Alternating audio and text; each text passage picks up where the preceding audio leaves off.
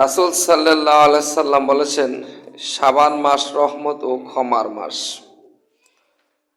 আল্লাহ রাসূল সাল্লাল্লাহু আলাইহি সাল্লাম বলেছেন, যখন শাবান মাসে 15 তারিখ উপস্থিত হয়, তোমরা ওই রাত্রে নামাজ পড়িও এবং দিনে রোজা রাখিও, কেন আল্লাহ তাআলা ওই দিন সূর্যাস্তের সময় প্রথম আসমানে অবতরণ করিয়া বলিতে থাকেন, তোমাদের মধ্যে কে ক্ষমা প্রার্থী আছো, আমি আজ তাহাকে ক্ষমা করিব। তোমাদের মধ্যে কে জীবিকা প্রার্থী আছো, আমি আজ তাহাকে রিজিক দান করিব। তোমাদের মধ্যে কে বিপদগ্রস্ত আছো, আমি তাহাকে বিপদ দূর করিয়া দিব। আল্লাহ তাআলা ফজর পর্যন্ত এরও প্রত্যেক হাজতমন্দকে ডাকিয়া বলতে থাকেন। ইবনে মাজাহ শরীফ। তাই শাবান মাসে 15 তারিখে রাত্রে ইবাদত করবেন, 14 তারিখ দিবাগত রাত্রে। এ সম্পর্কে ইবনে মাজাহ শরীফের হাদিস রয়েছে।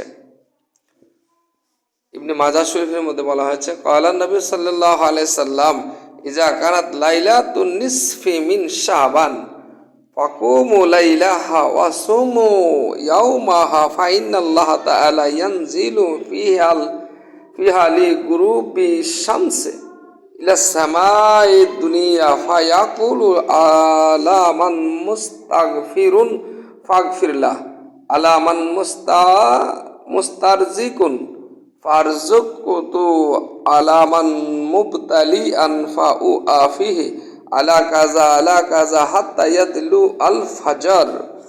রাওয়াহু ইবনে মাজাহ শরীফ।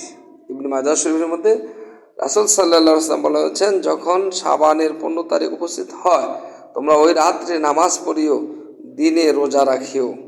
রাত্রে নামাজ, দিনে রোজা রাখিও, কেননা আল্লাহ তাআলা ওই দিনে সূর্যাস্ত সময় প্রথম আসমানে অবতরণ করিয়া বলিয়া থাকেন, তোমাদের মধ্যে কে ক্ষমা প্রার্থী আছে, আমার কাছে ক্ষমা চাও, আমি আজ তাকে ক্ষমা করিব। তোমাদের মধ্যে কে জীবিকা প্রার্থী আছে, আমি তাকে রিজিক দান করিব। তোমাদের মধ্যে কে বিপদগ্রস্ত আছো, আমি তাহার বিপদ দূর করিয়া দিব। আল্লাহ তাআলা ফজর পর্যন্ত এরূপ তার প্রত্যেক বান্দাকে ডাকিতে থাকেন। ইবনে মাজাহ শরীফ।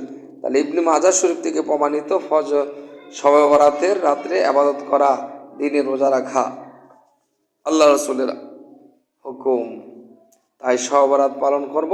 কোনো ওয়াহাবি, খারিজি, সালাফি, আহলে হাদিস, বাতিল ফেরকার কথা শুনবো না। আমরা ইবাদত বন্দেগীতে সময় কাটাবো।